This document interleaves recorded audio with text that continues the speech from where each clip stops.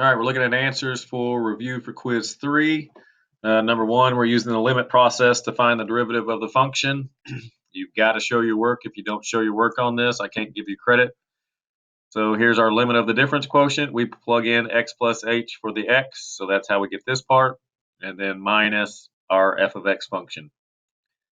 We have radicals, so that means we need to multiply by the conjugate, so that's what I'm doing right here is I'm multiplying by the conjugate.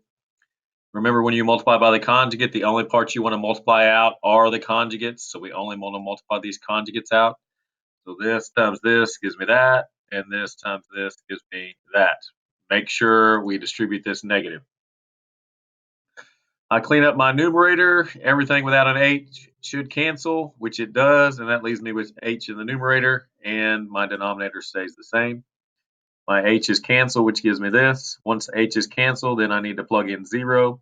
When I plug in 0, that gives me the square root of x plus 4 plus the square root of x plus 4 in my denominator.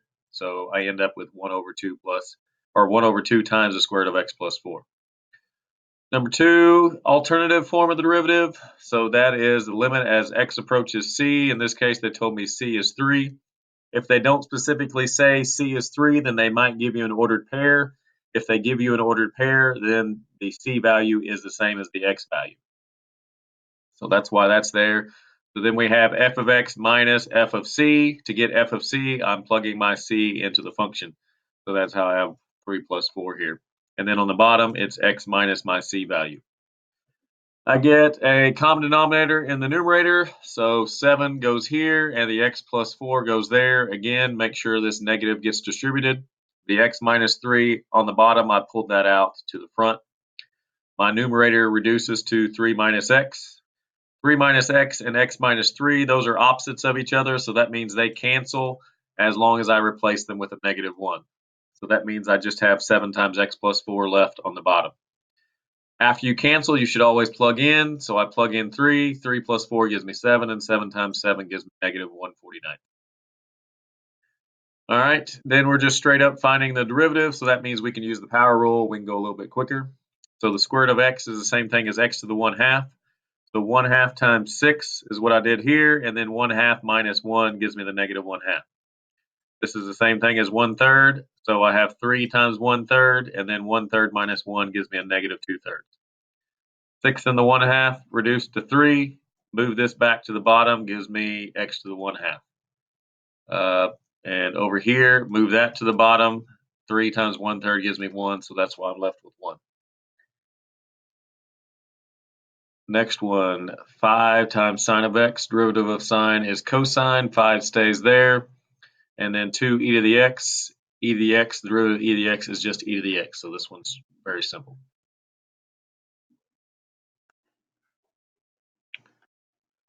All right, number 5, f of x equals x squared times x cubed plus 7x. On this one, I gave you a hint that you need to distribute the x squared. Remember, when you do variable times variable, you need to add the exponents. So 2 plus 3 gives me 5, and 2 plus 1 gives me 3. Take the derivative, so pretty simple. X to the 5th turns into 5x to the 4th, and 7x cubed, turns into 21x squared.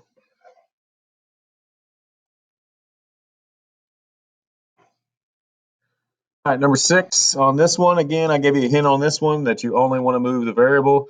So if you move the variable up, that makes it x to the negative 3. You multiply by negative 3 gives me negative 15. Negative 3 minus 1 gives me the negative 4. And then you move that back down to the bottom. Okay, only move the variable on this. If people screw up on this problem, it's because they moved the 2 as well. Don't move the 2. So on this one, we need to move the x to the negative 2 up, and then we need to distribute it, or the x squared into an x to the negative 2 and then distribute it. So we get 6x squared, we get minus 5, and we get negative 7x to the negative 2. So this turns into 12x. Derivative of negative 5 is 0. Derivative of this is 14x to the negative 3. Move the x to the negative 3 down. I get 12x plus 14 over x cubed.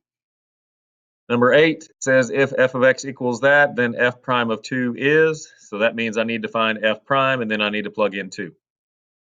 So I take the derivative of that, negative 8x cubed, negative 8x to the negative 3. Derivative of that would be 1/2 x, and the derivative of 4 is 0. Move the x to the -3 to the bottom, and then plug in 2. So 2 cubed down here, I plug in 2 there. 2 cubed is 8. -8 divided by 8 gives me -1. 1/2 times 2 gives me 1. -1 plus 1 gives me 0. So my value is 0. Determine the points, if any, at which the graph of the function has a horizontal tangent line. So that means I need the derivative and then set it equal to 0. Derivative of x to the fourth is 4x cubed. Derivative of 2x squared is -4x. Derivative of 3 is 0. Set it equal to 0. I factored out a 4x. Factor the x squared minus 1.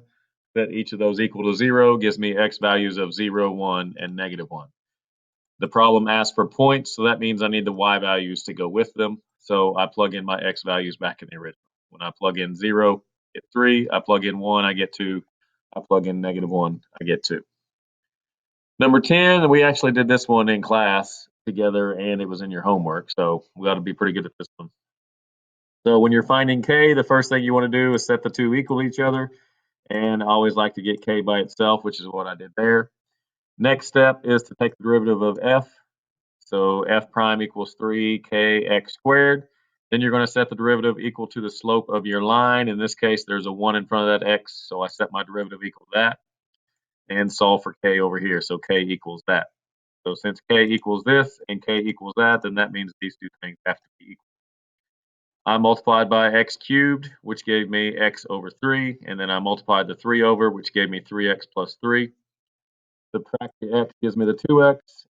Subtract 3 gives me -3. Divide by 2, my x value is -3/2. We need to find k though, so that means I plug x back into one of these two formulas. This one looks a little bit easier to me. So I plug -3/2 in there. I square it and clean it up. It ends up giving me 4 over 27. And then number 11, write the equation of the tangent line of the graph of the given function at the given point. So to get a tangent line, that means I need tangent slope. To get slope, we got to go to the derivative. So derivative of that is 3x squared minus 6x. Then we need to plug in our x value, so we plug in 4. 4 squared is 16. 4 times 6 is 24. So this gives me 48, and 48 minus 24 is 24. So my slope is 24. So then we want point slope formula. So y minus my y value is 16, equals my slope, which is 24, times x minus my x value. My x value is 4. There it is. Do not take the time to get y by itself. Leave it like this. This is a perfectly acceptable answer. If you try to get y by itself and you screw something up, you lose your points. Don't do that. Leave it there.